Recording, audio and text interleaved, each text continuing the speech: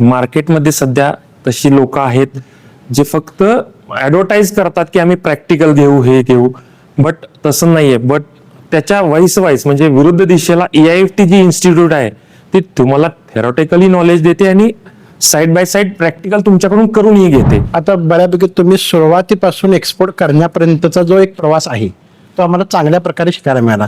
म्हणजे प्रोडक्ट तयार करण्यापासून ते प्रोडक्ट सिलेक्ट करण्यापासून ते तुम्ही एक्सपोर्ट असेल, पॅकेजिंग असेल, त्याचं ट्रान्सपोर्टेशन असेल, त्याचं कस्टमरशी बोलणं असेल, त्याचे रेट फायनल करणं असेल, ते बऱ्यापैकी आम्हाला नॉलेज ह्यातून आता मिळालेलं आहे. सर, मला हे सांगू शकताल की एक्सपोर्ट इम्पोर्ट इंडस्ट्रीमध्ये येण्याच्या आधी तुमच्या मनात काय सुरू होतं या इंडस्ट्रीबद्दल?